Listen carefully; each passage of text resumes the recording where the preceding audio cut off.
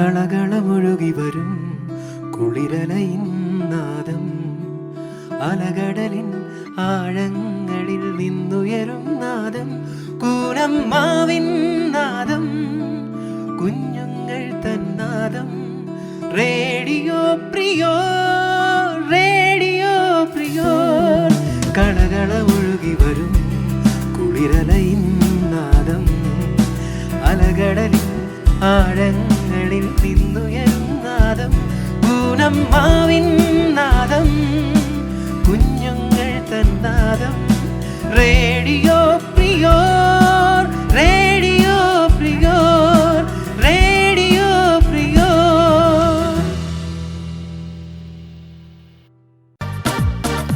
2025 SSLC പരീക്ഷയിൽ 19 full A പ്ലസും 6 9 A പ്ലസും 8 8 എ പ്ലസും നേടി മികച്ച വിജയം കരസ്ഥമാക്കിയ നമ്മുടെ വിദ്യാലയത്തിലെ എല്ലാ കുട്ടികൾക്കും അവരുടെ മാതാപിതാക്കൾക്കും എല്ലാ അധ്യാപകർക്കും റേഡിയോ പ്രിയോറിന്റെ ഹൃദയം നിറഞ്ഞ അഭിനന്ദനങ്ങൾ. രാരി രാരീരം രാരു പാടി രാക്കിളി പാടി. അമ്മ നിർവചിക്കാനാവാത്ത വാക്ക്. ദൈവത്തിന് ഓരോ നിമിഷവും എല്ലായിടത്തും ഓടിയെത്താൻ കഴിയാതെ വന്നപ്പോൾ ദൈവം അമ്മമാരെ സൃഷ്ടിച്ചു. നമ്മൾ ജനിക്കും മുൻപേ തന്നെ ഭൂമിയിൽ നേരിടാൻ പോകുന്ന എല്ലാ പ്രശ്നങ്ങൾക്കും ദൈവം അറിഞ്ഞു തന്ന ഉത്തരമാണ് അമ്മ. ഒരിക്കൽ പോലും ഒരു മൂളിപ്പാട്ട് കൂടി പാടിയിട്ടില്ലാത്ത അവൾ തൻ്റെ കുഞ്ഞിനു വേണ്ടി രാപ്പാടിയാകും. മറ്റുള്ളവരോട് മറുത്തു പറയാൻ പേടിച്ചിരുന്നവൾ തൻ്റെ കുഞ്ഞിനു വേണ്ടി വക്കീലാവും, ചിലപ്പോൾ ഡോക്ടർ, മിക്കവാറും അവൻ്റെ ബാങ്ക്. അങ്ങനെ ഒരമ്മയടാത്ത വേഷങ്ങൾ വിരളം. ഇന്ന് 2025 മെയ് 11 മദേഴ്സ് ഡേ. നിങ്ങൾ കേട്ടുകൊണ്ടിരിക്കുന്നത് റേഡിയോ പ്രിയോർ. ഫൈസിയിലെ കൂട്ടുകാരും അവരുടെ അമ്മമാരും ചേർന്നൊരുക്കിയ ഈ എപ്പിസോഡ് ഞങ്ങൾ എല്ലാ അമ്മമാർക്കുമായി സമർപ്പിക്കുന്നു. കുഞ്ഞുങ്ങൾ തന്നാദം. റേഡിയോ പ്രിയോർ, റേഡിയോ പ്രിയോർ, റേഡിയോ പ്രിയോർ. എത്ര സങ്കടമാണെങ്കിലും എത്ര ദൂരെയാണെങ്കിലും അമ്മയുടെ ശബ്ദം കേട്ടാൽ കിട്ടുന്ന ആശ്വാസം അത് വേറെ എവിടെയും കിട്ടില്ല. സുഖമാണോ അമ്മേ എന്നൊന്ന് വിളിച്ചു ചോദിച്ചാൽ അച്ഛനോ പനിയാ മോനെ എന്ന് വേവലാതിപ്പെടുന്ന അമ്മ. ഈ അമ്മ സ്വന്തം സന്തോഷങ്ങളൊക്കെയും എവിടെയാണാവോ കൂട്ടിവെച്ചിരിക്കുന്നത്? ഡോക്ടർ അക്ഷയ് രാജ് MBBS കഴിഞ്ഞ് തിരുവനന്തപുരം നിർമ്മല ഹോസ്പിറ്റലിൽ ഡോക്ടറായി സേവനം ചെയ്തുകൊണ്ടിരിക്കെ സിവിൽ സർവീസ് ആദ്യ ചാൻസിൽ തന്നെ റാങ്ക് ഹോൾഡർ, നമ്മുടെ വിദ്യാലയത്തിൻ്റെ പൂർവ്വ വിദ്യാർത്ഥി, നമ്മുടെ അഭിമാനവും ചെറിയൊരു അഹങ്കാരവും, റിട്ടയർഡ് അധ്യാപിക ശ്രീമതി മേരി ജോസഫ് ടീച്ചറും ഡോക്ടർ അക്ഷയ് രാജും തമ്മിലുള്ള സംഭാഷണത്തിൻ്റെ പ്രസക്ത ഭാഗങ്ങൾ. നമസ്കാരം അക്ഷയ്, ഞാൻ മേരി ജോസഫ് ടീച്ചർ. അക്ഷയ് ഓർക്കുന്നുണ്ടോ എന്നറിയില്ല. സെന്റ് ഫിലോമിനാസ് ഹയർ സെക്കൻഡറി സ്കൂളിൽ പഠിക്കുന്ന സമയത്ത് ഞാൻ അവിടെ അധ്യാപികയായിരുന്നു. ഓർമ്മയുണ്ട് ടീച്ചറെ. ഞാൻ പഠിച്ചിറങ്ങിയിട്ട് വർഷങ്ങൾ കുറച്ചായെങ്കിലും അധ്യാപകരെ എല്ലാവരെയും തന്നെ ഒരുവിധം ഓർമ്മയുണ്ട്.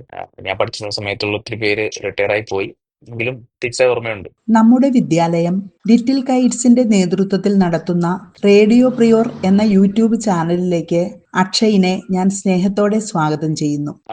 ടീച്ചറെ, ഞാൻ അറിഞ്ഞിരുന്നു റേഡിയോ പ്രിയോർ എന്ന യൂട്യൂബ് ചാനല് സ്കൂളിൽ കുറച്ച് കാലങ്ങളായി നടക്കുന്നുണ്ടെന്ന്. അപ്പോ അതിലേക്ക് എന്നെ ക്ഷണിച്ചതിൽ എനിക്ക് പഴയ അധ്യാപകരുമായിട്ടും അതുപോലെ ഇപ്പൊ പഠിക്കുന്ന പുതിയ കുട്ടികളുമായിട്ടൊക്കെ സംസാരിക്കാനൊരു അവസരം ഉണ്ടായതിൽ എനിക്കും വലിയ സന്തോഷമുണ്ട്. സെന്റ് ഫിലോമിനാസിന്റെ അഭിമാനവും പ്രൗഢിയും ഇപ്പോൾ വാനോളം ഉയർത്തിയിരിക്കുകയാണ് അക്ഷയ്. ഏതായാലും നമുക്ക് അക്ഷയുടെ പഠന വഴികളിൽ നിന്ന് തന്നെ ആരംഭിക്കാം. ഏതൊക്കെ സ്കൂളുകളിലും കോളേജുകളിലുമായിട്ടാണ് അക്ഷയ് പഠനം പൂർത്തിയാക്കിയത്? ഞാൻ +2 വരെ എറണാകുളത്ത് തന്നെയായിരുന്നു പഠിച്ചത്. അപ്പോ 5 വരെ ഞാൻ പഠിച്ചത് പറവൂരിലുള്ള ഒരു സ്വകാര്യ സ്കൂളിലാണ്. 6 തൊട്ടാണ് ഞാൻ സെന്റ് ഫിലോമിനാസിലേക്ക് വരുന്നത്. അവിടെ നിന്ന് 2012 SLC ബാച്ചാണ് ഞാൻ. അപ്പോൾ അവിടെ നിന്ന് പാസ് ഔട്ട് ആയതിനു ശേഷം ഹയർ സെക്കൻഡറി പറവൂരിലുള്ള SMV സ്കൂളിലാണ് ചെയ്തത്. അത് 2014 ഞാൻ അവിടെ നിന്ന് പാസ് ഔട്ട് ആവുന്നത്. അതിനുശേഷം MBBS അഡ്മിഷൻ കിട്ടി. തിരുവനന്തപുരത്ത് സർക്കാർ മെഡിക്കൽ കോളേജിലാണ് ഞാൻ 2015-21 വരെയുള്ള കാലഘട്ടത്തിൽ പഠിച്ചത്. അതിനുശേഷമാണ് ഞാൻ ജോലി ചെയ്യാൻ തുടങ്ങിയതും പിന്നീട് സിവിൽ സർവീസ് പരിശീലനത്തിലേക്കൊക്കെ പോയത്. സ്കൂൾ പഠനകാലത്ത് അക്ഷയുടെ പ്രൊഫഷണൽ ഡ്രീം ഏതായിരുന്നു? സിവിൽ സർവീസോ അതോ ആതുര സേവനമോ? അത് നല്ലൊരു ചോദ്യമാണ് ടീച്ചറെ. കാരണം സ്കൂൾ കാലഘട്ടത്തിലായിരിക്കും നമ്മൾക്ക് എന്ത് മേഖല ഭാവിയിലേക്ക് തിരഞ്ഞെടുക്കണം, അല്ലെങ്കിൽ ഏതൊരു തൊഴിൽ സാധ്യതകളിലേക്ക് പോകണം എന്ന് ഉള്ളൊരു ഒരു ചോദ്യം വരുന്നത് ആ ഒരു സമയത്താണ്. അപ്പൊ തീർച്ചയായിട്ടും ആ സെന്റ് ഫിലോമിനാസിൽ പഠിക്കുന്ന സമയത്ത് തന്നെയാണ് ഞാൻ ഇതിനെപ്പറ്റിയൊക്കെ ആലോചിച്ചതും ചിന്തിച്ചു തുടങ്ങിയത്. അപ്പൊ അങ്ങനെയാണ് ആതുര സേവനം എന്നുള്ള ഒരു സ്വപ്നം എന്റെ മനസ്സിലേക്ക് വരുന്നത്.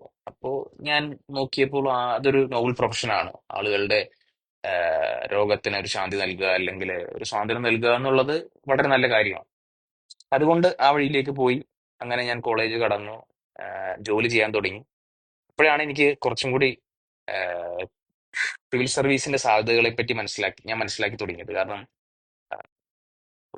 ഒരു പറ്റം ആളുകൾക്കുപരി ഒരുപാട് പേർക്ക് ഒരു സേവനം നൽകാൻ പറ്റുന്ന ഒരു മേഖലയാണ് സിവിൽ സർവീസ് എന്ന് തിരിച്ചറിഞ്ഞപ്പോൾ ഞാൻ ഈ പരീക്ഷ അല്ലെങ്കിൽ ഈ മേഖലയിലേക്ക് കടന്നാലോ എന്ന് ചിന്തിച്ചു. അങ്ങനെയാണ് സിവിൽ സർവീസിലേക്ക് കടന്നു വരുന്നത്. ഈ വിജയങ്ങൾക്കായി ഏതൊക്കെ കാലഘട്ടത്തിൽ എന്തൊക്കെ പ്രിപ്പറേഷൻസ് ആരംഭിച്ചിരുന്നു?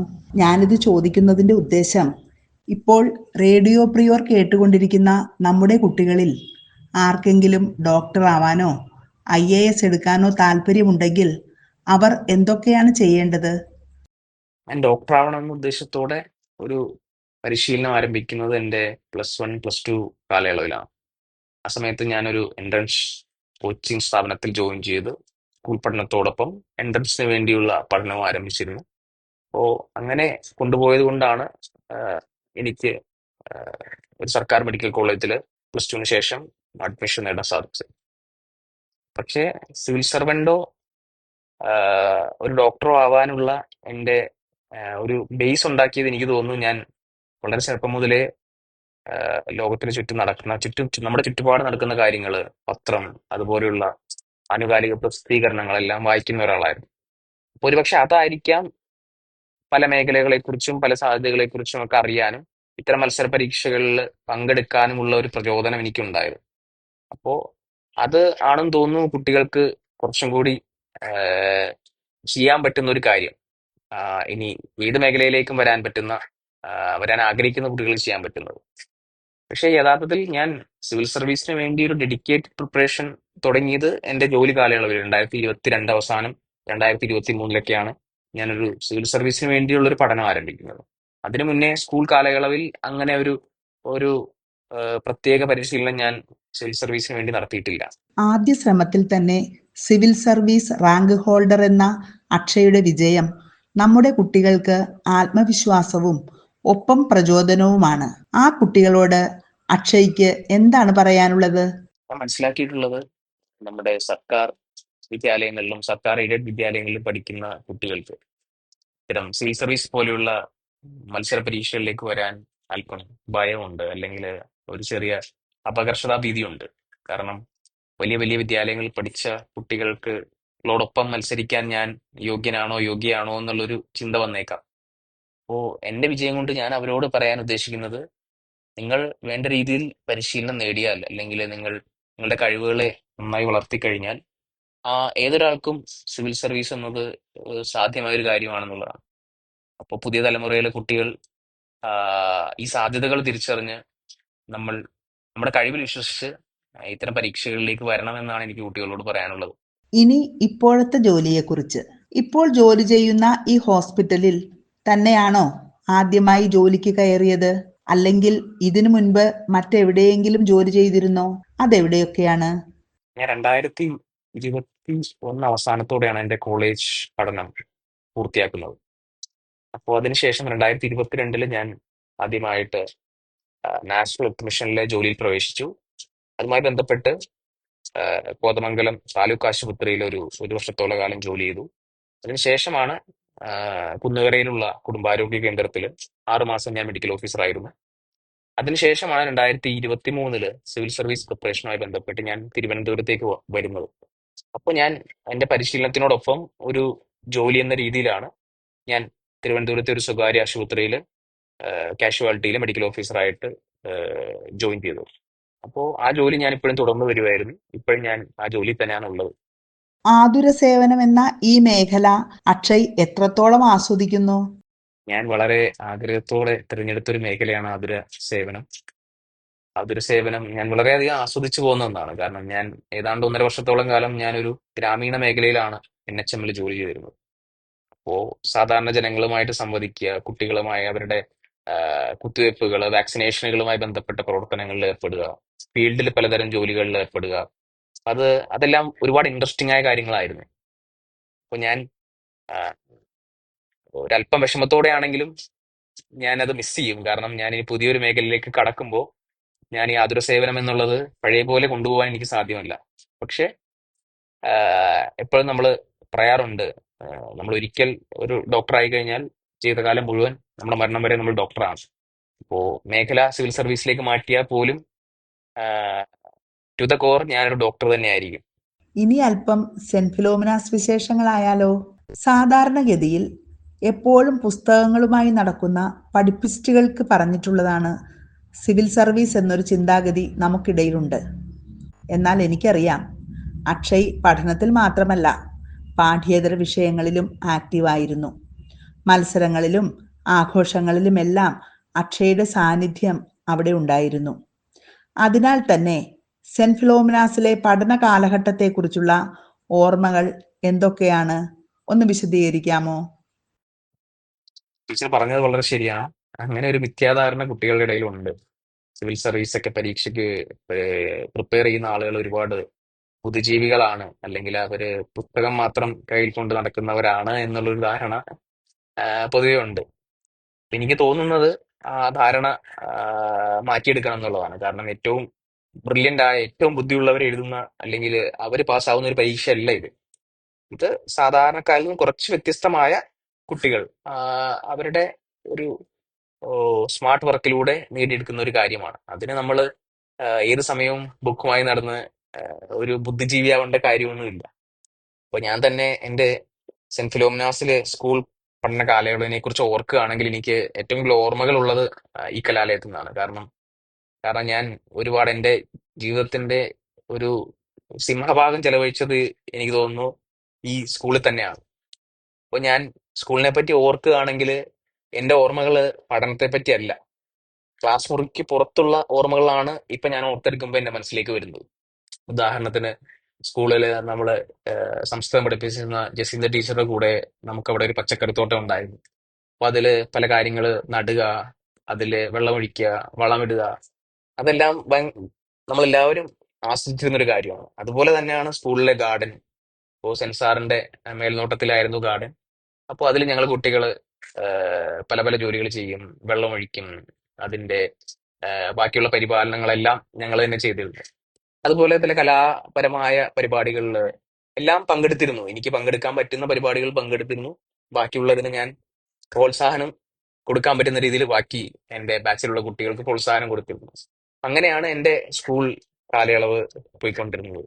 അപ്പോൾ ഈ ഓർമ്മകളാണ് എന്നും നിലനിൽക്കുന്നത്. അല്ലെങ്കിൽ നമ്മൾ പഠനം എന്ന് പറയുമ്പോൾ പഠനത്തിലേക്ക് മാത്രം നമ്മുടെ കലാലയങ്ങളും കോളേജുകളും എല്ലാം ഒതുങ്ങി പോയി കഴിഞ്ഞാൽ ഒരുപാട് നല്ല അവസരങ്ങൾ, നല്ല മൊമെന്റുകൾ നമുക്ക് മിസ്സാവും. പഠനത്തോടൊപ്പം ഇത്തരം കാര്യങ്ങളിലും പാഠ്യേതര വിഷയങ്ങളിലും കുട്ടികൾ ഒരുപോലെ ഇടപെടണം എന്നാണ് എനിക്ക് പറയാനുള്ളത്. ഇത്രയും സമയം ഞങ്ങൾക്ക് വേണ്ടി ചിലവഴിച്ചതിന് ഏറെ സന്തോഷത്തോടെ നന്ദി പറയുന്നു. ഇനി അങ്ങോട്ട് IAS എന്ന സ്വപ്ന സാക്ഷാത്കാരത്തിലേക്ക് ഞങ്ങളുടെ പ്രാർത്ഥനകളും ആശംസകളും ഓരോ നിമിഷവും കൂടെയുണ്ട് എന്ന ഉറപ്പോടെ നന്ദി. ഞാനാണ് ടീച്ചറോടും റേഡിയോ പ്രവർത്തകരോടും നന്ദി പറയേണ്ടത്. കാരണം ഇത്ര വർഷങ്ങൾക്ക് ശേഷം ഈ യൂട്യൂബ് ചാനലിലൂടെ എനിക്ക് പഴയ ഓർമ്മകളിലേക്ക് തിരിച്ചു പോകാനും കുട്ടികളോടും എൻ്റെ പഴയ അധ്യാപകരോടും സംസാരിക്കാൻ അവസരം ഉണ്ടാക്കി തന്നതിൽ തീർച്ചയായിട്ടും എൻ്റെ കൂടെ ഇത്രയും കാലം നിന്നതിൽ, സെന്റ് ഫിലോമിനാസ് നിന്നതിൽ, അല്ലെങ്കിൽ അവിടുത്തെ അധ്യാപകരും കുട്ടികളും മാനേജ്മെന്റും എല്ലാം നിന്നതിൽ വളരെയധികം നന്ദി എനിക്കുണ്ട്. അപ്പോൾ നിങ്ങളുടെ പ്രാർത്ഥനകളും അനുഗ്രഹങ്ങളും എൻ്റെ കൂടെ എൻ്റെ ഇനിയുള്ള പ്രയാണത്തിലും ഉണ്ടാവും എന്ന് എനിക്ക് ഉറപ്പുണ്ട്. നന്ദി, സന്തോഷം. ഈ ലോകത്തിൽ ഏറ്റവും സുരക്ഷിതമായ, എല്ലാം മറന്നുറങ്ങാൻ പറ്റുന്ന സ്ഥലം ഏതെന്ന് ചിന്തിച്ചിട്ടുണ്ടോ? അത് അമ്മയുടെ മടിത്തട്ടും അച്ഛൻ്റെ ചുമലുകളുമാണ് അല്ലേ?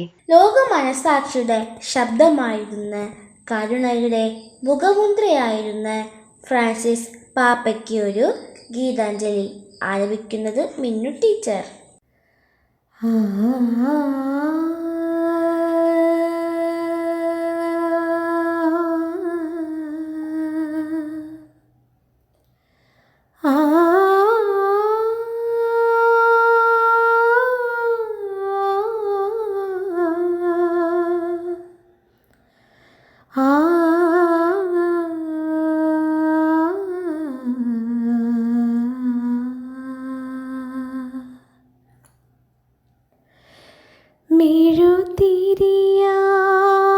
മെഴുതിരിയായുരുകി ഒരു ബലിയായി വിളി പൂർത്തിയാക്കിയ പ്രിയതാത മിഴിനീരോടി ഞങ്ങളോർക്കുന്നു വന്ധ്യപാദങ്ങൾ നമിക്കുന്നു തിരുസഭതൻ ഇടയാ പ്രിയ ഫ്രാൻസിസ് മാർപ്പാപ്പ സ്നേഹവാത്സല്യമാർന്നൊരു പ്രിയതാത മിഴിനീരോടെ ഞങ്ങളോർക്കുന്നു വന്ധ്യപാദങ്ങൾ നമിക്കുന്നു.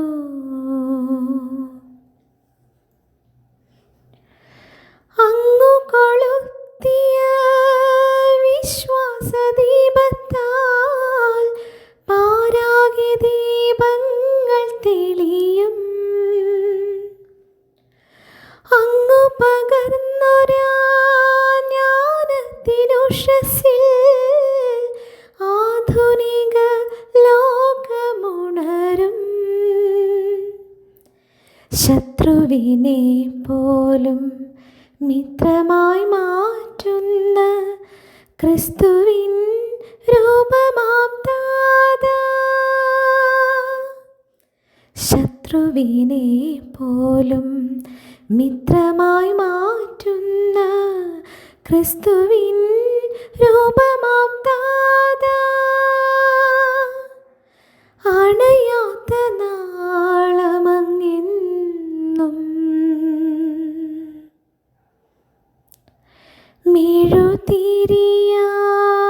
മെഴുതിരിയായുരുകി ഒരു ബലിയായി വിളി പൂർത്തിയാക്കിയ പ്രിയതാത മിഴിനീരോടി ഞങ്ങളോർക്കുന്നു വന്ധ്യപാദങ്ങൾ നമിക്കുന്നു.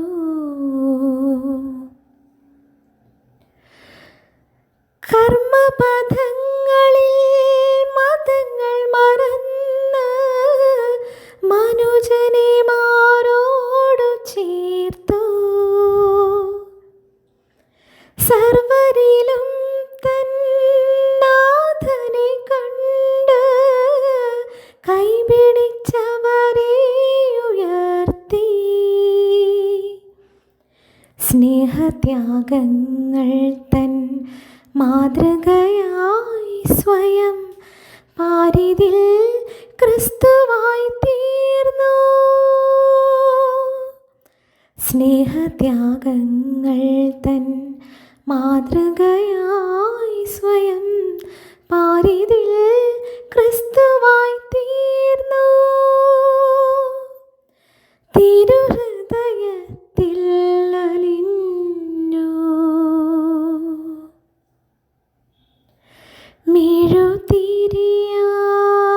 മെഴുതിരിയായുരുകി ഒരു ബലിയായി വിളി പൂർത്തിയാക്കിയ പ്രിയതാത മിഴിനീരോടെ ഞങ്ങളോർക്കുന്നു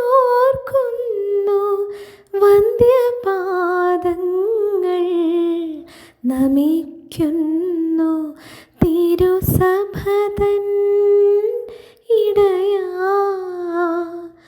പ്രിയ ഫ്രാൻസിസ് മാർപ്പാപ്പ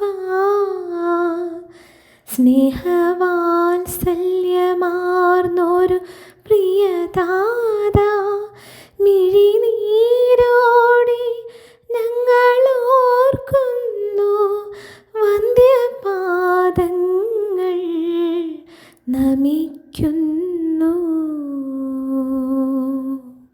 You're listening to Radio Prior, presented by Little Kites, St. Philomena's HSS Kunamav. ഇടയ്ക്കൊക്കെ ഒരു പനി വരണം. അമ്മയുടെ സ്നേഹം നിറച്ച ചുക്കുകാപ്പി കുടിക്കാൻ, അച്ഛൻ്റെ വാത്സല്യം നെറ്റിയിൽ തലോടലായി അറിയാൻ, രാത്രിയിൽ പനിച്ചു വിറച്ച് അമ്മൂമ്മയെ കെട്ടിപ്പിടിച്ചുറങ്ങാൻ, ബാല്യത്തിലെ മഴക്കാലത്തിന്റെ ഓർമ്മകളിൽ നനയാൻ ഇടയ്ക്കൊക്കെ ഒരു പനി വരണം.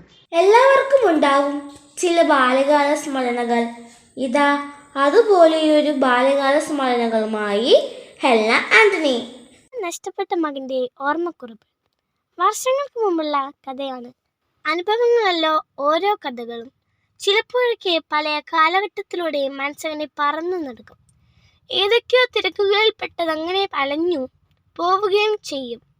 തിരമാലകൾ കണക്കെ പിന്നീടും ഒന്നും ചെയ്യാനില്ലാതെ വെറുതെ ഇരിക്കുന്ന ഒരു സമയത്ത് അപ്പൂപ്പൻ താടി പോലെ ലക്ഷ്യവും ബോധവുമില്ലാതെ കാറ്റിനൊപ്പം ഒരിക്കലും താഴെ വീഴാതെ അങ്ങനെ പറന്നു നടക്കും. അങ്ങനെയുള്ള സമയത്താണെന്ന് തോന്നുന്നു ഈ കഥയിലേക്ക് അല്ലെങ്കിൽ ഓർമ്മയിലേക്ക് ചേക്കേറുന്നത്. രാത്രി കടക്കുമ്പോൾ മൊബൈലിൻ്റെ മാത്രം വെളിച്ചത്തിൽ ഡിജിറ്റൽ പ്രതലത്തിൽ ഇംഗ്ലീഷ് അക്ഷരമാലയിൽ വലത്തു കൈയിലൂടെ അപ്പൂപ്പൻ വിരൽ വെച്ചു ഒരെഴുത്താണ്. ചില വാക്കുകളുടെ അക്ഷരം കണ്ടെത്താൻ വിഷമിക്കുമ്പോൾ മംഗ്ലീഷ് കീബോർഡിൻ്റെ വലത്തുവശത്ത് മുകളിലായി ഒരു കുഞ്ഞു മൈക്ക് നമ്മളെ നോക്കി കണ്ണുറുക്കി ഒരു ചെറുചിരിയോടെ നിൽക്കുന്നുണ്ടാകും. ഒടുക്കം അതിനെ ഞെക്കിപ്പിടിച്ച് ഉച്ചത്തിൽ ഊരിവിട്ട് വാക്കുകൾ കണ്ടെത്തിയതു ചേർത്ത് വെക്കുമ്പോൾ അതിൻ്റെ ചെറുപൂഞ്ചിരി മാറി അല്പം തലയുയർത്തി ഗൗരവ ഭാവത്തിൽ അഭിമാനത്തോടെ നിൽക്കുന്നത് പോലെ തോന്നി. ആ അപ്പൂപ്പൻ താടി കണ്ണിന് മുൻപിലേക്ക് പറന്നു വന്നപ്പോഴാണ് പറഞ്ഞു വന്ന കഥകളിൽ നിന്ന് വ്യത്യസ്ത ചലമോട്ടോ പോയതെന്ന് മനസ്സിലായത്. ഒരു വലിയ ശ്വാസമെടുത്ത് ഒറ്റ ഊതിൽ അപ്പൂപ്പൻ താടിയെ കാറ്റിനൊപ്പം പറഞ്ഞു വിട്ടു. പഴയ കാലത്തിലേക്കുള്ള ശ്രമം തുടങ്ങി. എനിക്കന്ന് 5 or 6 വയസ്സ് കാണും. എസ്റ്റേറ്റിലെ രാമൻകുട്ടി മാഷിൻ്റെ ഏകാധ്യാപിക സ്കൂളിൽ നിന്നും പാറയിലെ വലിയ സ്കൂളിലേക്കെത്തിയ കാലയളവ് തോന്നുന്നു. വേനൽ കനക്കുമ്പോൾ എനിക്കന്ന് ഇടയ്ക്കിടെ ജലദോഷപ്പനിയൊക്കെ വരുമായിരുന്നു. ഇങ്ങനെ പനി വരുമ്പോൾ ചുക്ക് കഷായവും വിവരം പറഞ്ഞ് മരുന്ന് വാങ്ങിക്കൊണ്ടുവരുന്ന സെറ്റപ്പായിരുന്നു അന്നുണ്ടായിരുന്നത്. 1-2 ദിവസം കൊണ്ട് മാറിയില്ലെങ്കിൽ അടുത്ത റൂമിലെ മൊയ്തീക്കയും എന്നെ സൈക്കിളിലെ പുറകിലിരുത്തി എസ്റ്റേറ്റിലെ തന്നെ ആശുപത്രിയിൽ കൊണ്ടുപോകുന്നത്. അച്ഛനെപ്പോഴും തിരക്ക് പിടിച്ച് അങ്ങോട്ടും ഇങ്ങോട്ടുമൊക്കെ പല ആവശ്യങ്ങൾക്കായി പോകുന്നുണ്ടാവും ഇങ്ങനെ സംഭവിക്കുന്നത്. ഇക്കാര്യം ഞങ്ങളെ സംബന്ധിച്ച് പിതാവിന് തുല്യമായിരുന്നു. എൻ്റെ കുഞ്ഞു പ്രായത്തിൽ വരെ ഞാൻ അവരുടെ വീട്ടിലേക്ക് മുട്ടിയിട്ട് ഇഴഞ്ഞു പോകാറുണ്ടായിരുന്ന കഥകൾ ഞാൻ വളർന്നു വരുന്ന കാലഘട്ടത്തിൽ അവസരത്തിനൊത്തു പലപ്പോഴായി കേൾക്കാറുണ്ടായിരുന്നു.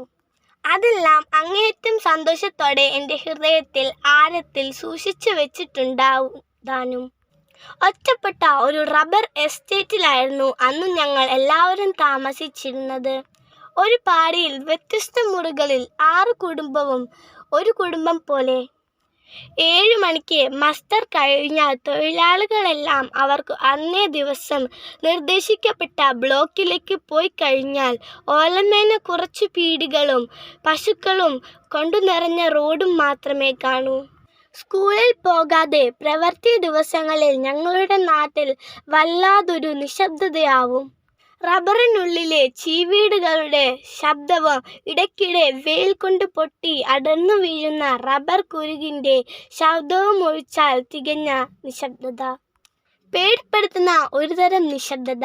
എന്നാൽ ടാപ്പിംഗ് കഴിഞ്ഞ് സ്കൂളും വിട്ടുകഴിഞ്ഞ സമയം കമാനം, സ്കൂൾ ഗ്രൗണ്ട്, പീടിക, കോലായി, ഫുട്ബോൾ ഗ്രൗണ്ട്, കുട്ടികൾ വിവിധ കളികൾ കൊണ്ടു സജീവമാകും.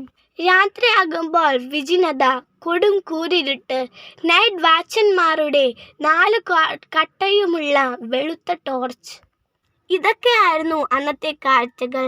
തെച്ചിയിലെ ബ്രദേഴ്സ് ക്ലബ്ബിൽ സാമാന്യം മോശമില്ലാതെ ലൈബ്രറികളുമുണ്ടായിരുന്നുവെങ്കിലും ഞാൻ അന്നൊന്നും പുസ്തകം വായിക്കാനൊന്നും തുടങ്ങിയിട്ടില്ലായിരുന്നു.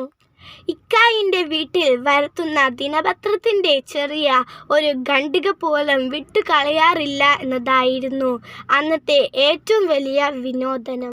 അതിനെ അങ്ങനെ വിളിക്കുന്നത് ശരിയാണോ എന്നറിയില്ല. എന്നാലും മറ്റു ഉപാധങ്ങൾ ഒന്നും തന്നെ ഉണ്ടായിരുന്നില്ല എന്നതാണ് സത്യം. ഇങ്ങനെയിരിക്കെ ഒരു ദിവസം എനിക്ക് ഭയങ്കരമായ പനി പെട്ടു. 5 കിലോമീറ്റർ അകലെയുള്ള സ്കൂളിൽ നിന്നും നടന്നു വീട്ടിലേക്കെത്തിയപ്പോഴും നല്ല പനി. അമ്മ അലമാരയുടെ മുകളിലെ പേഴ്സിൽ നിന്നും ഒരു പാരസിറ്റമോൾ എടുത്തു തന്നെങ്കിലും പനിക്ക് ഒരു കുറവുമില്ല. ആടിയിലെ 6 റൂമിലും അമ്മമാരൊക്കെ വന്നു എൻ്റെ നെഞ്ചത്തും നെറ്റിയിൽ പുറങ്കൈ മടക്കി വെച്ചു എൻ്റെ പനിയുടെ ഊഷ്മാവ് അളന്ന് നല്ല പനിയുണ്ടെന്നു അടയാളം കൊടുത്തി. ഞാൻ അവരുടെ ഭാവമാറ്റം അറിയാനായി എൻ്റെ ദൃഷ്ടി മുഴുവനും അവരുടെ കണ്ണിലേക്ക് മാത്രം തിരിച്ചു വെച്ചു. എന്നോട് ഒന്നും പറയാതെ ഞങ്ങളുടെ തിങ്ങി നിറഞ്ഞ വലിയ മുറിയും കടന്നു മുന്നിയ കൊച്ചുമുറിയിലും 2 പാളി വാതിൽ തുറന്നവർ പുറത്തുപോയി. ഇതിനകം മൊയ്തീകയും അച്ചച്ചൻ തൽക്കാലം സ്ഥലമില്ലാത്തതിനാൽ അമ്മയോട് എന്നെ ആശുപത്രിയിൽ കൊണ്ടുപോകാൻ ശുപാർശ ചെയ്തിരുന്നു. ഇവിടുത്തെ കാര്യങ്ങൾ ഞങ്ങൾ നോക്കിക്കോളാമെന്ന് വാക്കും കൊടുത്തു. ആരൊക്കെയോ ബസ്സിൻ്റെ സമയമൊക്കെ പറഞ്ഞു കൊടുക്കുന്നുണ്ടായിരുന്നു. കുറച്ചു കഞ്ഞി മാത്രം കുടിച്ചു. അതേ സ്കൂൾ യൂണിഫോമിൽ തന്നെ പോകാൻ ഞാൻ തയ്യാറായി. അമ്മ അന്ന് ചുവപ്പും കറുപ്പും വെളുപ്പും പൂക്കളുമുള്ള ഒരു പോളിസ്റ്റർ സാരിയായിരുന്നു ധരിച്ചിരുന്നത്. 1.5 കിലോമീറ്റർ ബസ്സിൽ യാത്ര ചെയ്തു. ഇനിയും ഒരു 2 കിലോമീറ്റർ നടന്നു വേണമായിരുന്നു ആശുപത്രിയിലെത്താൻ. അമ്മയുടെ കൈയും ചുറ്റിപ്പിടിച്ച് സാരി എടുത്തുമ്പു തലയുയരത്തിലേക്ക് ചുറ്റി ഞങ്ങൾ 2 പേരും പാതിപ്പൊളിഞ്ഞ റോഡിലെ എസ്റ്റേറ്റിനുള്ളിലെയുള്ള പ്രൈവറ്റ് റോഡിലൂടെ പതുക്കെ നടന്നു. വഴികളിൽ കാണുന്നവരെല്ലാം അമ്മയോട് സംസാരിച്ചു.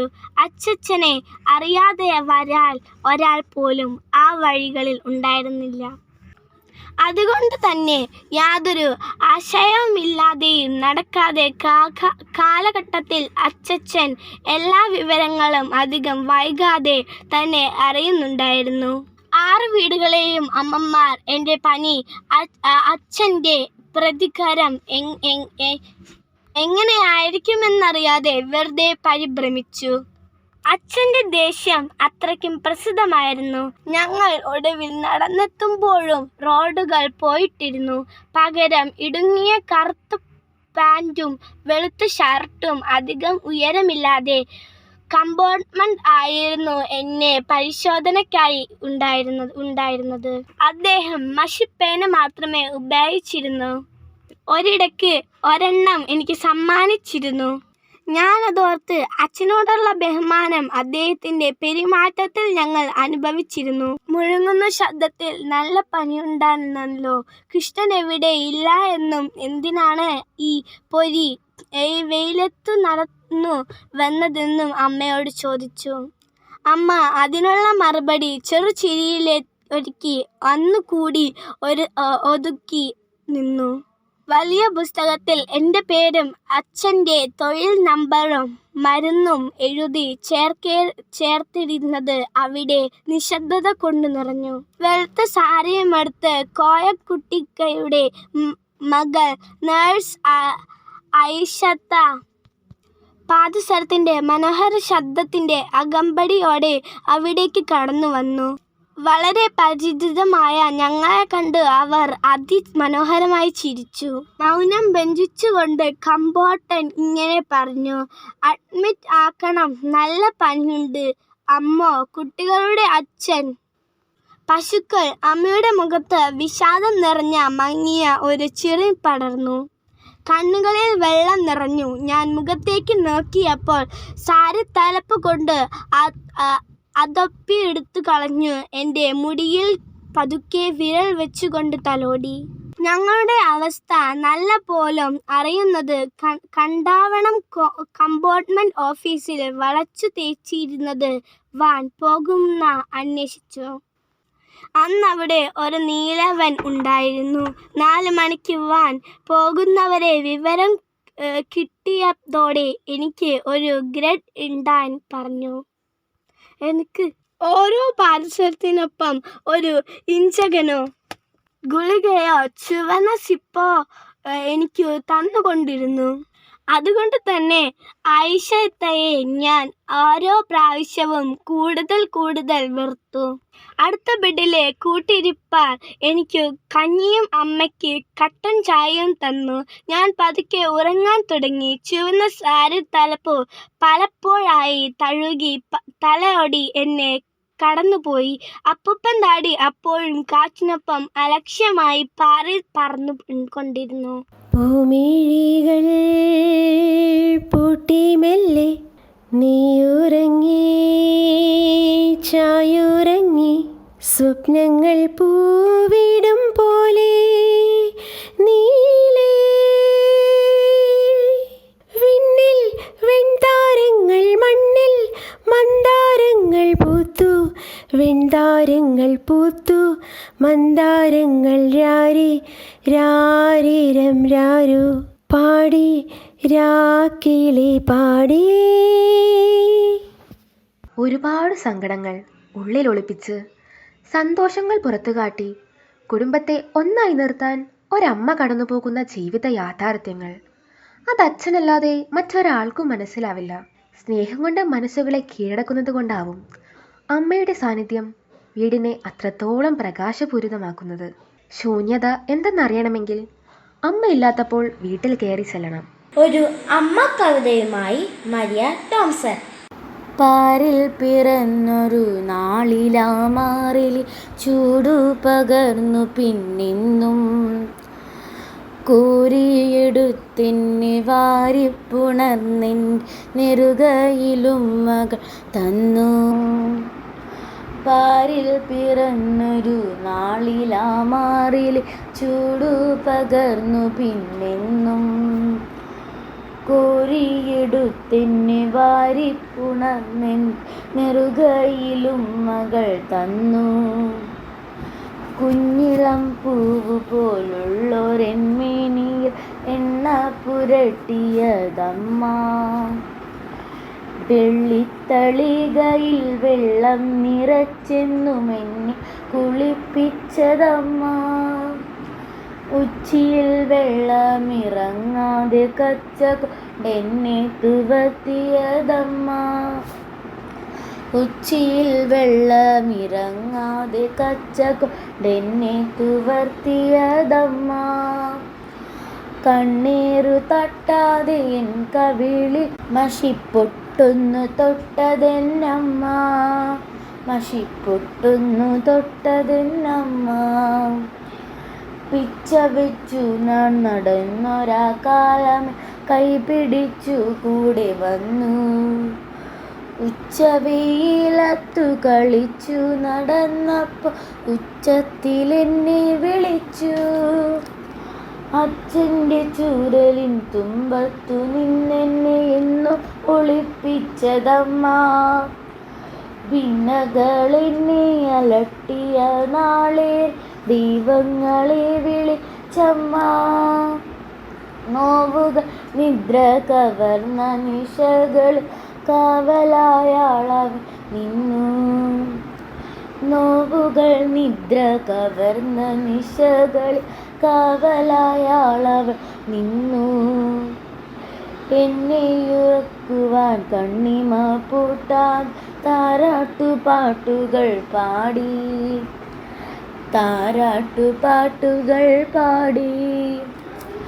ആദ്യാക്ഷരം പൂഴിയിൽ ഞാൻ കുറിച്ച നാളെൻ വേദനിച്ചപ്പോൾ ഉദ്യമിച്ചിടുകിൽ നീ വിജയിക്കും നാദ്യമായി ചൊല്ലിയതമ്മ. വിദ്യാലയത്തിലെന്നാദ്യമായി പോയ കൈപ്പിരിഞ്ഞു ഞാൻ കരഞ്ഞു. ഞാനറിയാതവൾ ചുവരിൻ മറവിൽ ചേഷ്ടകൾ നോക്കി നിന്നു. പിന്നീട് വർഷങ്ങളേറെയായെങ്കിൽ അമ്മയ്ക്കു ഞാനിന്നും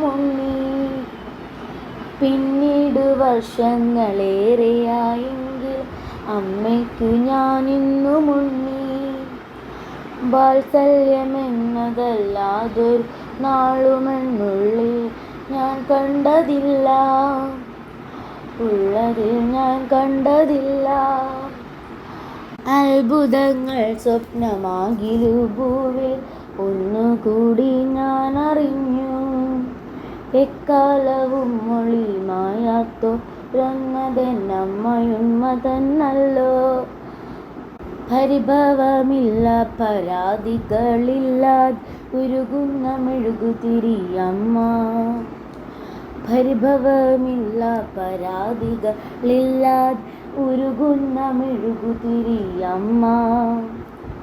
എന്നിട്ടും അമ്മയ്ക്കൊരുമ്മ നൽകിയിടുവാൻ എന്തി മറക്കുന്നു ഞാനും.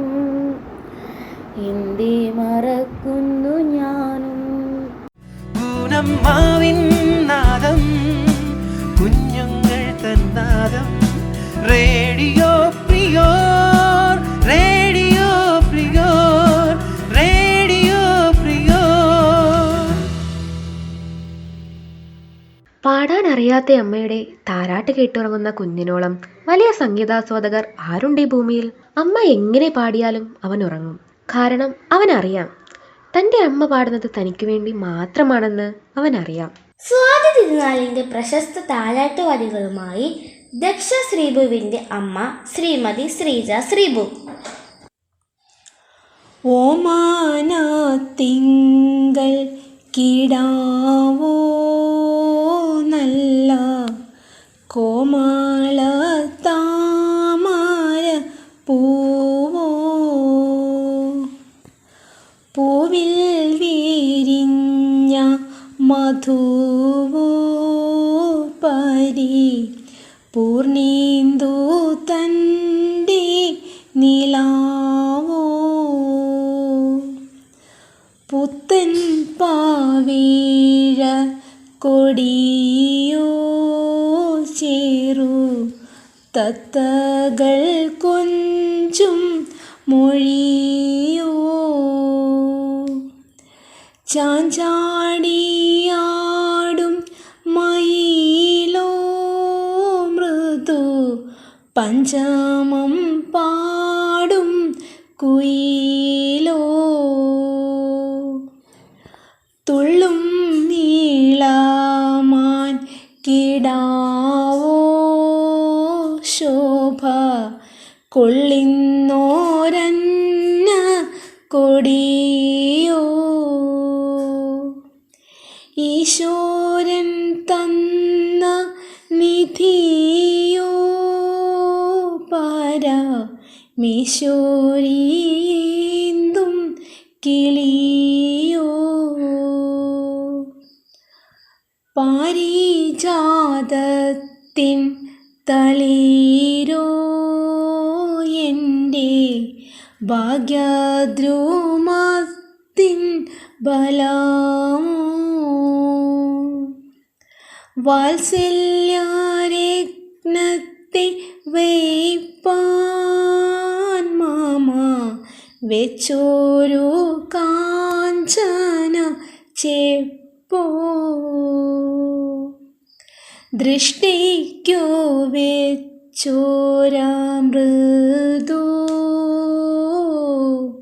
കുരിരുട്ടത്തു വെച്ച വിളക്കോ, കീർത്തിയിലേതയ്ക്കുള്ള വിത്തോ എന്നും കേട്ടുവാരാതുള്ള മുത്തോ ഓമാനത്തിങ്കൽ കിടാവോ നല്ല കോമള താമര പൂവോ. ഓരോ മുള്ളിനുമപ്പുറം വിടർന്നു നിൽക്കുന്ന പൂക്കളെ കാണാൻ പഠിപ്പിച്ചവൾ അമ്മ. പരിഹാസത്തിൻ്റെ കൂരമ്പുകളേറ്റ് എൻ്റെ ഹൃദയത്തിൽ ചോര കിനിയുമ്പോൾ ചുണ്ടിലൊരു ചിരിപ്പു വിടർത്താൻ കരുത്തു തന്നവൾ അമ്മ. ജീവിതത്തിൽ എപ്പോഴോ എനിക്ക് ചുറ്റും ഇരുൾ പടർന്നപ്പോൾ പൂനിലാവെട്ടമായി വഴി നടത്തിയവൾ അമ്മ. സഹനങ്ങൾ ഇടവപ്പാതിയായി പെയ്തിറങ്ങിയപ്പോൾ അതെന്നെ നനച്ചു തോൽപ്പിക്കാതിരിക്കുവാൻ താങ്ങായി നിന്നവൾ അമ്മ. നമ്മുടെ വൈഗയുടെ അമ്മ ശ്രീമതി വിതുല രുചിത്തും ചേർന്നൊഴുക്കുന്ന ഒരു പാൽപ്പായസം ഒന്ന് നുണഞ്ഞാലോ? അമ്മേ എന്താ ഇന്ന് മദേഴ്സ് ഡേ ആയിട്ട് എന്താണ് സ്പെഷ്യൽ? അത് കൊള്ളാം. മദേഴ്സ് ഡേ ആയിട്ട് എനിക്കല്ലേ ഗിഫ്റ്റ് തരേണ്ടത്. അമ്മ ഒരു കിടിലൻ പാൽപ്പായസം ഉണ്ടാക്കി തന്നാൽ ഞാൻ ഒരു ഗിഫ്റ്റ് തരാം. എന്ത് ഗിഫ്റ്റ്? അതൊക്കെ പറയാം. പാൽപ്പായസം ഉണ്ടാക്കാൻ ഞാനും സഹായിക്കാം. എന്നാ പിന്നെ ഉണ്ടാക്കാം. ഞാൻ എന്താണ് ചെയ്യേണ്ടത്? വൈക പോയി ഫ്രിഡ്ജിൽ നിന്ന് പാലെടുത്ത് പുറത്ത് വെക്ക്. ഞാനപ്പോഴേക്കും ഉരുളി കഴുകിയെടുക്കാം. ഓക്കെ. നമുക്കിപ്പോൾ ഗ്യാസ് അടുപ്പ് ഉള്ളത് കൊണ്ട് ഉരുളി വെച്ച് ഗ്യാസ് അടുപ്പ് കത്തിച്ചാൽ മതി. പക്ഷേ പണ്ടൊക്കെ ഇത് വിറകടുപ്പ് കത്തിച്ചാണ് ഉണ്ടാക്കിയിരുന്നത്. അച്ഛമ്മ പറയുന്നത് ഞാൻ കേട്ടിട്ടുണ്ട്. ദാ ഉരുളി ചൂടായി. വൈക കണ്ടുപഠിച്ചോ. ദാ ഈ ചൂടായ ഉരുളിയിലേക്ക് നമ്മൾ ആദ്യം അല്പം നെയ്യ് ഒഴിക്കുന്നു. അതിലേക്ക് ആവശ്യത്തിന് പാലും പാലിന്റെ പകുതി വെള്ളവും ചേർക്കണം. ഞാൻ വെള്ളം എടുത്തുകൊണ്ട് വരാം. വെള്ളം ഒഴിച്ചതിന് ശേഷം ഇത് പിങ്ക നിറമാവും വരെ ഇളക്കി വറ്റിക്കണം. വൈക ഒരു പണി ചെയ്യേ. ആ ഇരിക്കുന്ന ടിന്നിൽ നിന്ന് 2 കപ്പ് ഉണക്കലരി എടുത്ത് നന്നായി കഴുകിക്കൊണ്ടുവാ. എപ്പ കൊണ്ടുവന്നെന്ന് ചോദിച്ചാൽ മതി. അരി കഴുകിയോ? ഇത് കണ്ടോ വൈകെ, പാൽ പിങ്ക് നിറമായി. ഇനി ഇതിലേക്ക് നമുക്ക് അരി ഇടാം. അരി കഴുകി വിട്ട് കഴിഞ്ഞാൽ നമുക്കല്പം വിശ്രമിക്കാം. ഇടയ്ക്ക് ഇളക്കി കൊടുക്കണം, അല്ലെങ്കിൽ അടിക്ക് പിടിക്കും. അമ്മ ഞാൻ ഏലക്ക എടുത്തുകൊണ്ട് വരാം. മിടുക്കിക്കുട്ടി, ആയിക്കോട്ടെ. പായസം ഇത് പാൽ പായസം, പുഞ്ചിരിച്ച് പാലൊഴിച്ച് തേനൊഴിച്ച് നെയ്യൊഴിച്ച്. ആഹാ. വൈകെ ഇങ്ങോട്ട് നോക്കിയേ. അരി വെന്തു കുറുകി. ഇനി ഈ തീ അടയ്ക്കാം. ഇനി വൈകയുടെ ഏലക്കാപ്പൊടി ചേർത്ത് കുറച്ചധികം സമയം ഇളക്കിക്കൊണ്ടേയിരിക്കണം. എന്തിനാ അമ്മേ? അല്ലെങ്കിൽ പായസം പാട ചൂടും. ഇനി നെയ്യിൽ അണ്ടിപ്പരിപ്പും ഉണക്കമുന്തിരിയും വറുത്തിട്ടാൽ പായസം റെഡി. ആഹാ, അടിപൊളി. എവിടെ എന്റെ ഗിഫ്റ്റ്? ഞാൻ അമ്മയ്ക്കൊരു ഉമ്മ തരാം. മതി, എനിക്കത് മതി. ഇല്ലമ്മേ, അമ്മയ്ക്ക് ഒരു ഗിഫ്റ്റ് ഇതാ. ആഹാ, നല്ല ഭംഗിയുള്ള വാച്ച്. ഇത് വാങ്ങാൻ പൈസ എവിടുന്ന് കിട്ടി? അച്ഛനെ സോപ്പിട്ട് വാങ്ങി. ഇതെപ്പോ വാങ്ങി? ആരാ നിനക്ക് കൂട്ടുവന്നത്? എന്റെ അമ്മേ. എന്റെ അമ്മയ്ക്ക് ഗിഫ്റ്റ് വാങ്ങാൻ അച്ഛനല്ലാതെ പിന്നെ ആരാ എന്റെ കൂടെ വരിക? അപ്പോ 2 പേരും കൂടിയുള്ള പണിയായിരുന്നല്ലേ? പിന്നല്ലാതെ. അപ്പോൾ എൻ്റെ അമ്മയ്ക്കും എൻ്റെ ടീച്ചർ അമ്മമാർക്കും ലോകത്തെ എല്ലാ അമ്മമാർക്കും ഹാപ്പി മദേഴ്സ് ഡേ. എല്ലാവർക്കും ഞങ്ങളുടെ ഹൃദയം നിറഞ്ഞ മദേഴ്സ് ഡേ ആശംസകൾ. നാദം, കുഞ്ഞുങ്ങൾ തന്നാദം. റേഡിയോ പ്രിയോർ, റേഡിയോ പ്രിയോർ, റേഡിയോ പ്രിയോർ. ഒറ്റപ്പെട്ടു പോയെന്ന് തോന്നുമ്പോഴൊക്കെയും ഒപ്പമുണ്ടെന്ന് ഓർമ്മിപ്പിക്കുന്ന ഒരു ഫോൺ കോൾ. മോളെ എന്ന വിളിയിൽ അലിഞ്ഞില്ലാണ്ടായി പോവും എൻ്റെ നോവുകൾ. അറിയുന്തോറും നിറയുന്ന സ്നേഹമാണ് അമ്മ. ദേ, നമ്മുടെ അമിയ സേബിന് എന്തോ പറയാനുണ്ടെന്ന്. അവൾ പറയട്ടെ, നമുക്ക് കേൾക്കാം. ഞാൻ അമിയ സേബിൻ. ഞാൻ പെട്ടെന്ന് ഒരു കാര്യം പറഞ്ഞിട്ട് പോയിക്കോളാം ട്ടോ. അമ്മയാവുക എന്നതൊരു ഭാരിച്ച ഉത്തരവാദിത്തമാണ്. ശാരീരികമായും മാനസികമായും ഭൗതികമായും അമ്മത്വത്തിലേക്ക് എത്തുവാൻ ഒരു സ്ത്രീ നടത്തുന്ന മഹാപരാക്രമങ്ങൾ ഇന്നും വേണ്ടത്ര മനസ്സിലാക്കപ്പെടുന്നുണ്ടോ എന്നാണ് സംശയം. ജോലിയുള്ള അമ്മമാർ വീടിനും തൊഴിലിടത്തിനും ഇടയിലായി നടത്തുന്ന ഷട്ടിൽ സർവീസുകളെക്കുറിച്ചും അവരുടെ മാനസിക പിരിമുറുക്കങ്ങളെക്കുറിച്ചും സഹാനുഭൂതിയോടെ സംസാരിക്കാൻ പോലും മടി കാണിക്കുന്ന തലമുറയോടൊപ്പം തന്നെയാണ് ഇന്നും സ്ത്രീകൾക്ക് പോരാട്ടം തുടരേണ്ടി വരുന്നത്. അമ്മയ്ക്കും ഉദ്യോഗസ്ഥയ്ക്കും പുറമെ എഴുത്തുകാരിയുടെ വേഷം കൂടി ആടേണ്ടി വരുന്ന സ്ത്രീകളെ കുറിച്ച് ആലോചിക്കുമ്പോൾ ഏത് കനത്ത വെല്ലുവിളികളെയും ആത്മവിശ്വാസത്തോടെ അഭിമുഖീകരിച്ച വിപ്ലവകാരികൾ എന്നേ പറയുവാനാവൂ. എഴുത്ത് എന്നത് തന്നെ ഒരു വിപ്ലവമായി നിലനിൽക്കെ എഴുത്തുകാരിയായ അമ്മ എന്ന മഹാവിപ്ലവകാരിയെ മക്കൾ എങ്ങനെയായിരിക്കും അടയാളപ്പെടുത്തുക എന്നത് കൗതുകമുള്ള ഒരു ചിന്തയാണ്. അമ്മയോർമ്മകൾ എന്ന പുസ്തകത്തിൻ്റെ എഡിറ്റർ അത്തരത്തിൽ ചിന്തിച്ചപ്പോൾ വായനക്കാർ എന്നെന്നും ഓർത്തുവെക്കുന്ന വലിയൊരു പുസ്തകമുണ്ടായി എന്ന് പറയാം. മാതൃഭൂമി ബുക്സ് പ്രസിദ്ധീകരിച്ച അമ്മയോർമ്മകൾ മലയാളത്തിൻ്റെ എഴുത്തമ്മമാരെക്കുറിച്ച് മക്കൾ എന്ന പുസ്തകത്തിൽ Balamaniamma, Kadathanattu Madhaviamma, Lalithambika, Antharjanam, Sumangala, Sugathakumari, Madhavikutty, professor Hridayakumari, Rosy Thomas, Sujithadevi, Ashitha Geetha Hiranyan, Sara Thomas, V V Rukmini, Sara Aboobacker എന്നിങ്ങനെയുള്ള അക്ഷരറാണിമാരുടെ മക്കൾ അവരുടെ അമ്മയെ ഓർമ്മിച്ചെടുക്കുന്നു. അമ്മയെ അറിയാൻ എന്ന പേരിൽ ഷബിത എഴുതിയ 14 പേജുകൾ ഒരു നിയോഗം പോലെ ഈ ഉദ്യമത്തിലേക്ക് അവരെത്തിച്ചേർന്നതെങ്ങനെ എന്ന് വിശദമാകുന്നു. ആ വായനയിൽ പല അമ്മക്കുറിപ്പുകൾക്കും വേണ്ടി അവർ നടത്തിയ യാത്രകളും ലഭിച്ച സ്വീകരണങ്ങളുമെല്ലാം വിശദമാക്കുന്നുണ്ട്. എഴുത്തുകാരികളുടെ അധികമാരും അറിയപ്പെടാതെ പോയ വാത്സല്യം തുളുമ്പുന്ന മുഖങ്ങളെ ഏറ്റവും ഹൃദയമായി വരച്ചിടുന്ന കാഴ്ചകളാണ് ഓരോ ലേഖനങ്ങളും. ഈ മാതൃദിനത്തിൽ ഞാൻ നിങ്ങൾക്കായി റെക്കമെൻഡ് ചെയ്യുന്ന പുസ്തകം ഇതാണ്, അമ്മയോർമ്മകൾ. നിങ്ങൾ മലയാള സാഹിത്യത്തെ ഇഷ്ടപ്പെടുന്നുണ്ടെങ്കിൽ ഇത് വായിക്കാനായി നിങ്ങൾ ചിലവഴിക്കുന്ന സമയം ഒരിക്കലും വെറുതെയാവില്ല. ഒരു ജീവൻ രക്ഷിക്കൂ, നീ ഒരു ഹീറോയാണ്. 100 ജീവൻ രക്ഷിക്കൂ, നീ ഒരു നേഴ്സാണ്. May 12 international nurses day. ഒരു നേഴ്സ് ആകുക എന്നതിനർത്ഥം നിങ്ങളുടെ കണ്ണുനീരിനെ പുഞ്ചിരിക്ക് പുറകിൽ അടക്കി നിർത്തുക എന്നാണ്. കരുണയുടെ തലോടലായി, സ്നേഹത്തിന്റെ തൂവൽ സ്പർശമായി ഭൂമിയിലെ മാലാകമാർ. ഒരു നേഴ്സ് കഥയുടെ ഓർമ്മകളുമായി അൻവിയ. ഭൂമിയിലെ മാലാകമാർ. ആശുപത്രി ജനാലയിലൂടെ തന്നെ തഴുകി തലോടി വരുന്ന ഇളം കാറ്റിന് ശങ്കരമാവൻ ആസ്വദിച്ചു കൊണ്ട് നിന്നു. മയക്കം പിടിച്ച കണ്ണുകൾ കൊണ്ട് ബെഡിലേക്കൊന്ന് നോക്കി. കണ്ണട മടക്കി മേശക്കരികിൽ വെച്ചുകൊണ്ട് ബെഡിലേക്ക് പതിയെ ഒന്ന് ചാഞ്ഞു. മയക്കത്തെ തടസ്സപ്പെടുത്തി ശങ്കരമാവന്റെ മനസ്സിലേക്ക് ചില പഴയ ഓർമ്മകൾ കടന്നു വന്നു. നമ്മുടെ കുടുംബത്തിൽ എല്ലാവരും വലിയ വലിയ പഠിത്തക്കാരാ. നിന്നെ ഇതിനാണോ സയൻസ് എടുപ്പിച്ചേ? എന്നാ നീ വല്ല ഡോക്ടറിനും പഠിക്കാൻ പോവച്ചേ. കാശ് എത്രയായാലും ഈ ശങ്കരമാവൻ നോക്കിക്കൊള്ളാം. ഉച്ചത്തിലുള്ള തന്റെ സംഭാഷണം പതർച്ചയോടെ കേട്ട് നിന്ന അവൾ പതിയെ ശബ്ദിച്ചു. അമ്മാവൻ എന്നോട് +2 പരീക്ഷയ്ക്ക് 95% മുകളിൽ മാർക്ക് വാങ്ങിയാൽ ഇഷ്ടമുള്ളത് പഠിക്കാൻ സഹായിക്കാമെന്നല്ലേ പറഞ്ഞത്? അതുകൊണ്ടല്ലേ ഞാൻ എൻ്റെ ആഗ്രഹം പറഞ്ഞത്. അച്ഛനില്ലാതായിപ്പോയി. ഒരു കൈകൊണ്ട് കണ്ണീർ ഒപ്പിയ ശേഷം തല താഴോട്ടാക്കിയിട്ട് പറഞ്ഞു. അച്ഛനിപ്പോ ജീവനോട് ഉണ്ടായിരുന്നതിൽ അച്ചൂട്ടിയുടെ ആഗ്രഹം സാധിച്ചു തന്നാനെ. ശരി, അതിൻ്റെ പേരിൽ കിടന്ന് മോങ്ങണ്ട. പറഞ്ഞ വാക്ക് പാലിച്ചില്ലെന്ന ദുഷ്പേര് എനിക്ക് വേണ്ട, സമ്മതിച്ചിരിക്കുന്നു. അപ്പോൾ അവളുടെ മുഖത്ത് വിരിഞ്ഞ സന്തോഷം കണ്ടിട്ട് സഹിക്കാതെ വെളിയിലോട്ടിറങ്ങിയ പാടെ, ഏത് നശിച്ച സമയത്താണെന്നാവോ എനിക്കങ്ങനെ പറയാൻ തോന്നിയത്. ഇത്രയും മാർക്ക് കിട്ടുമെന്ന് അറിയാതിരുന്നതിൽ ഏൽക്കില്ലായിരുന്നു. അല്ലേ പിന്നെ വല്ല ഡോക്ടറും പഠിക്കാൻ പോയിരുന്നേ ഭാവി കാലത്ത് അവളെ ഡോക്ടറിനെ വിട്ട് പഠിപ്പിച്ചത് ഞാനാണെന്നെങ്കിലും ഗമ കാണിക്കാമായിരുന്നു. ഇതിപ്പോ നേഴ്സ്. ശങ്കരമ്മാവന്റെയും രാജവല്യമ്മയുടെയും മുഖം ഒന്ന് ചുളിഞ്ഞു. അപ്പൂപ്പ, ഭക്ഷണം കഴിച്ചായിരുന്നല്ലോ അല്ലേ? പെട്ടെന്ന് ശങ്കരമ്മാവൻ ഓർമ്മകളിൽ നിന്ന് ഞെട്ടി എഴുന്നേറ്റു. ഇമ്പമേറിയ സ്വരത്തിനടുത്തേക്ക് തലയോടൊപ്പം തന്റെ ശരീരവും ഒന്ന് ചലിപ്പിച്ചു. ഉറക്കത്തിലാണെ ശല്യപ്പെടുത്താൻ ഞാനില്ല എന്ന ഭാവത്തിൽ വന്ന ആൾ പതിയെ കാലച്ച കേൾപ്പിക്കാതെ നടന്നു.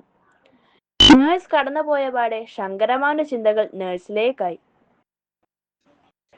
പാവം കുട്ടി, എന്തുമാത്രം ബുദ്ധിമുട്ടിയാണ് ആ PPE കിറ്റിനുള്ളിൽ വിയർത്ത് ജോലി ചെയ്യുന്നേ. ഇത്ര കരുതലോടെ ഞങ്ങളെപ്പോലെയുള്ളവരെ ഈ സമയത്ത് പരിചരിക്കുന്ന ഇവർ എങ്ങനെയായിരിക്കും ആഹാരം കഴിക്കുന്നേ? ഇവരുടെ മക്കളെയും വീട്ടുകാരെയും കണ്ടിട്ട് എത്ര നാളായി കാണും? കേവലം 21 ദിവസം മാത്രം വരുന്ന ക്വാറന്റൈൻ എന്ന ഏകാന്തവാസം. അമ്മോ, എനിക്കത് ദീർഘമായ 21 വർഷത്തെ കാരാഗ്രഹവാസമായാണ് അനുഭവപ്പെടുന്നത്. നാളെ ഡിസ്ചാർജ് ആകും. കോവിഡ് പോസിറ്റീവ് ആണെന്ന് അറിഞ്ഞപ്പോൾ തൊട്ട് എന്നെന്നില്ലാത്ത ഭീതിയായിരുന്നു. ഇവിടെ എത്തിയ നാൾ മുതൽ ലഭിച്ച ഡോക്ടർമാരുടെ കരുതലും നഴ്സുമാരുടെ പരിചരണവും സ്നേഹവും, അതെ, ഇവരൊക്കെ കാരണമാണ് കോവിഡ് നെഗറ്റീവ് ആകാൻ സാധിച്ചത്.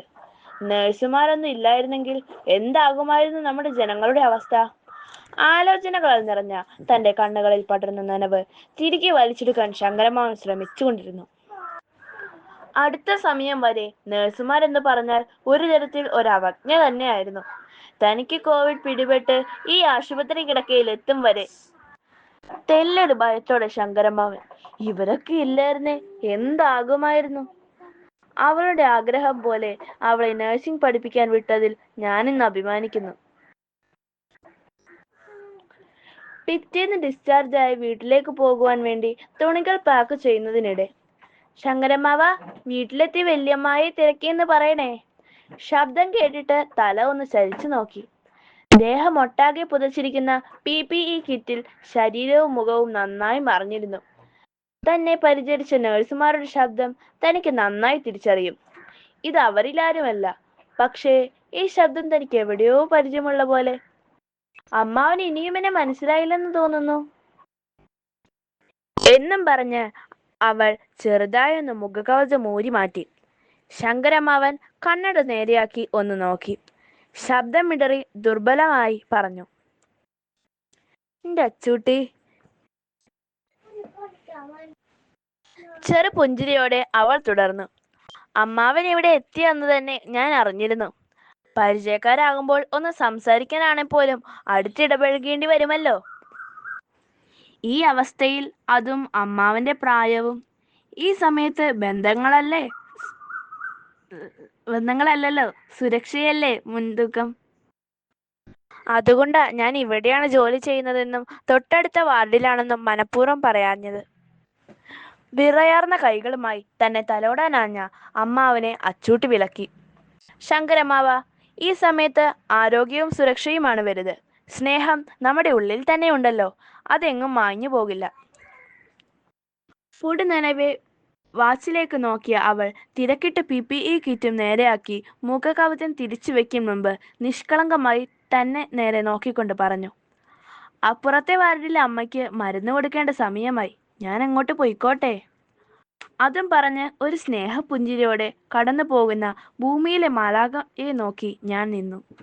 You're listening to Radio Prior, presented by Little Kites, St. Philomena's HSS Kunamav. അച്ഛനും അമ്മയും ജീവിച്ചിരിക്കുന്ന കാലമാണ് ജീവിതത്തിലെ ഏറ്റവും മനോഹരമായ കാലം. അവരുള്ളിടത്തോളം കാലം നമ്മൾ എത്ര വളർന്നാലും കുട്ടികളാണ്. അവരിലൊരാൾ യാത്രയായാൽ ചിറകറ്റ കുഞ്ഞുകുരുവിയെ പോലെ നൊന്തുപോകും.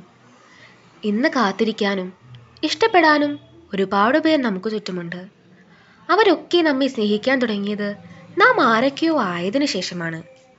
ഒന്നുമല്ലാതിരുന്ന കാലത്ത്, ഒരു രൂപം പോലും ആകാതിരുന്ന കാലത്ത് നമ്മെ സ്നേഹിക്കുകയും കാത്തിരിക്കുകയും ചെയ്തവരാണ് അവർ. സ്നേഹം ജീവിച്ചിരിക്കുമ്പോൾ കൊടുക്കണം, പിന്നീട് കൊടുക്കാൻ കഴിഞ്ഞില്ലെങ്കിലോ എന്ന ഓർമ്മപ്പെടുത്തലുമായി ഒരു അമ്മ കഥ. റയാൻ ജിബേഷ്. ഒരു ദിവസം ഒരാൾ പൂക്കൾ വിൽക്കുന്ന കടയുടെ മുൻപിൽ വാഹനം നിർത്തി. അദ്ദേഹത്തിന് 200 മൈൽ അകലെ താമസിക്കുന്ന തൻ്റെ അമ്മയ്ക്ക് നൽകുവാനായി അല്പം പൂക്കൾ വേണമായിരുന്നു. അദ്ദേഹം വണ്ടിയിൽ നിന്നും പുറത്തേക്ക് ഇറങ്ങിയപ്പോൾ ഒരു കൊച്ചു പെൺകുട്ടി വിഷമത്തോടെ കടയ്ക്ക് മുൻപിൽ നിൽക്കുന്നുണ്ടായിരുന്നു. അദ്ദേഹം അവളുടെ അടുത്തേക്ക് ചെന്ന്, എന്തിനാണ് നീ വിഷമിക്കുന്നത് എന്ന് ചോദിച്ചു. അവൾ പറഞ്ഞു, അവൾക്ക് അമ്മയ്ക്ക് കൊടുക്കുവാൻ കുറച്ച് പൂക്കൾ വേണമായിരുന്നു, പക്ഷേ അവളുടെ കയ്യിൽ പണമില്ലായിരുന്നു. അപ്പോൾ അദ്ദേഹം ചിരിച്ചുകൊണ്ട് പറഞ്ഞു, വിഷമിക്കേണ്ട, നിനക്ക് ആവശ്യമുള്ള പൂക്കൾ ഞാൻ വാങ്ങിത്തരാം. അങ്ങനെ അവർ രണ്ടുപേർ കടയ്ക്കുള്ളിലേക്ക് കയറി. അദ്ദേഹം അവൾക്ക് വേണ്ടി കുറച്ച് പൂക്കൾ വാങ്ങി. കൂടാതെ അദ്ദേഹം കുറച്ച് പൂക്കൾ തൻ്റെ അമ്മയ്ക്കായി കൊടുക്കുവാൻ ഓർഡർ ചെയ്തു കൊടുത്തു. കടയിൽ നിന്നും പുറത്തിറങ്ങിയ അദ്ദേഹം അവളെ വീട്ടിൽ കൊണ്ടുചെന്ന് താക്കാം എന്ന് പറഞ്ഞു. പക്ഷേ അവൾ പറഞ്ഞു, ശരി, എന്നെ എൻ്റെ അമ്മയുടെ അടുത്ത് വിട്ടാൽ മതി എന്ന്. അവൾ അദ്ദേഹത്തിന് സിംത്തേരിയിലേക്കുള്ള വഴിയായിരുന്നു പറഞ്ഞു കൊടുത്തിരുന്നത്. അവൾ ആ പൂക്കൾ അമ്മയുടെ കുഴിമാടത്തിൽ മുകളിൽ വച്ച്. അങ്ങനെ അവൾ അവളുടെ അമ്മയെ ഓർത്ത് കരഞ്ഞു. ഇത് കണ്ട അദ്ദേഹത്തിന് വിഷമമായി. പിന്നീട് അദ്ദേഹം തിരിച്ചു കടയിൽ എത്തി.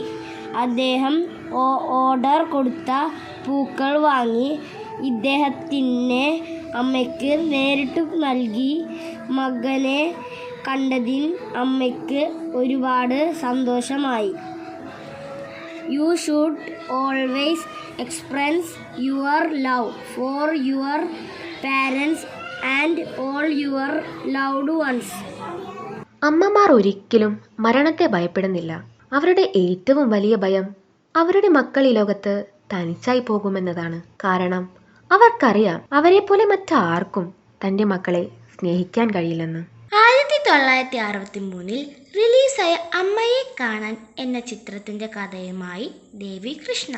BL പരീക്ഷയും കഴിഞ്ഞ് അവധിക്കാലം ചെലവഴിക്കാൻ ചന്ദ്രമതി കേരളത്തിലുള്ള പ്രകൃതിസുന്ദരമായ ഒരു തുരത്തിൽ സ്ഥിതി ചെയ്യുന്ന ബംഗ്ലാവിലെത്തി.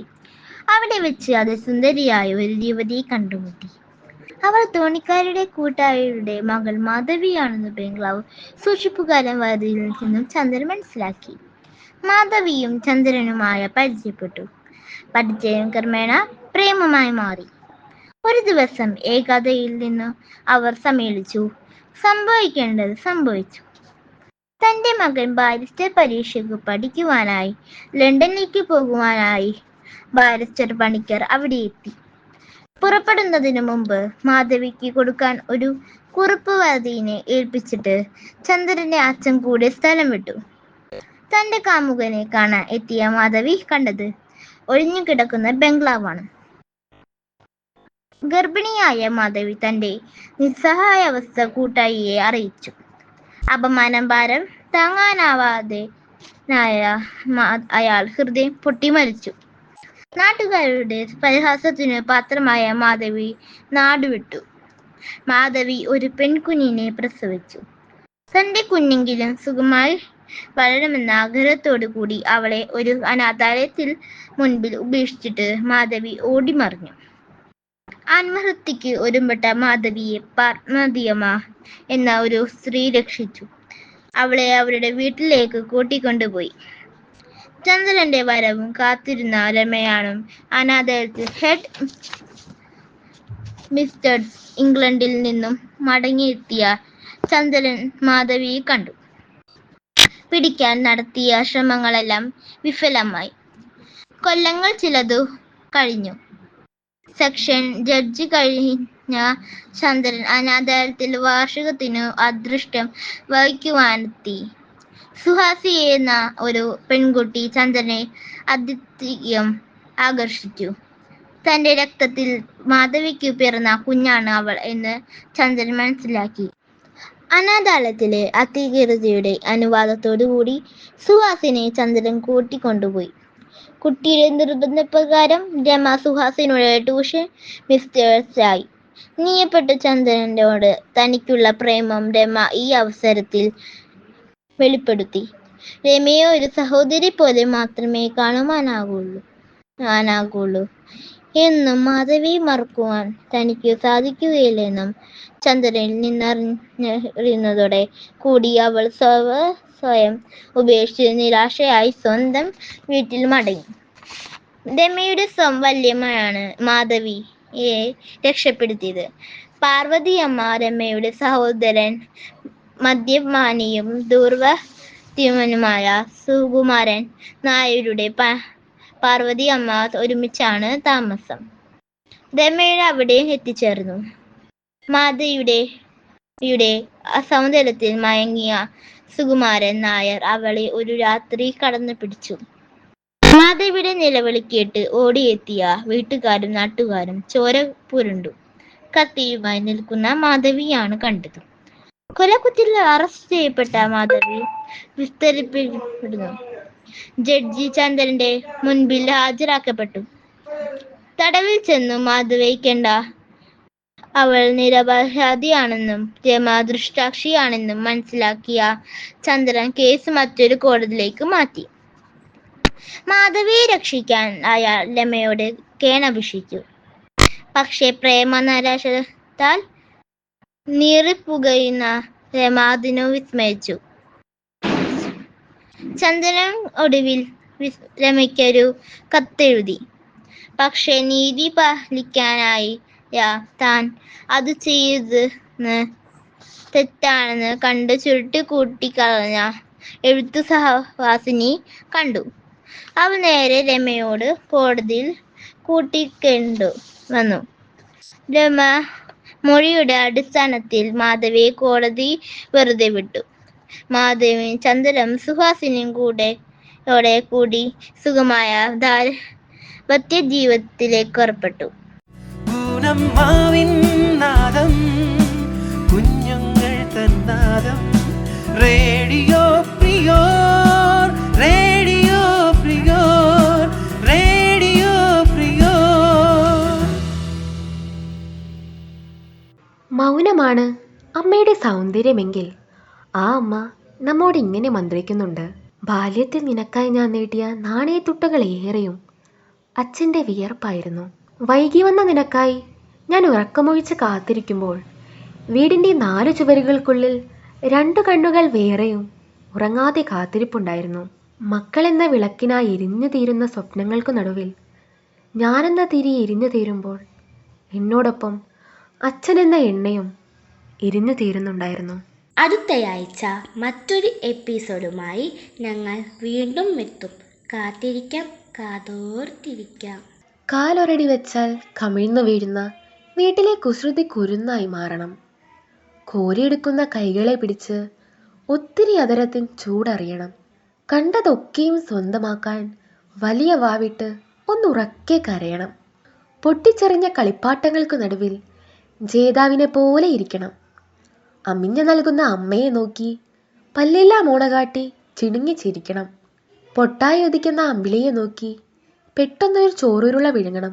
അച്ഛൻ്റെ കൈവിരൽ തുമ്പിനാൽ തൂങ്ങി മുറ്റത്തെ മണലിലായി പിച്ച വെച്ചിടണം. ഒരിക്കലും വളരില്ല എന്ന് ഉറപ്പുവരുത്തി 1000 കുഞ്ഞു കിനാക്കളാൽ നിദ്രയിലാകണം. വെറുതെ മോഹങ്ങൾ എന്നറിയുമ്പോഴും വെറുതെ മോഹിക്കുവാൻ മോഹം. മലർക്കൊടി പോലെ വർണ്ണ തുടി പോലെ മയങ്ങൂ നീയൻ മടിമേലേ, മയങ്ങൂ നീയൻ മടിമേലേ. അമ്പിളി നിന്നെ പുൽകി അമ്പരം പോകി ഞാൻ മേഘമായി. അമ്പിളി നിന്നെ പുൽകി അമ്പരം പോകി ഞാൻ മേഘമായി. നിറസന്ധ്യയായി ഞാൻ ആരോമലേ വിടർന്നെന്നിൽ നീയൊരു പൊൻതാരമായി. ഉറങ്ങൂ കനവു കണ്ടുണരാനായി ഉഷസ്സണയുമ്പോൾ. മലർക്കൊടി പോലെ വർണ്ണ തുടി പോലെ മയങ്ങൂ നീയൻ മടിമേലേ, മയങ്ങൂ നീയൻ മടിമേലേ ആരിരോ രാരി രാരാരോ ആരിരോ രാരിരാരാരോ.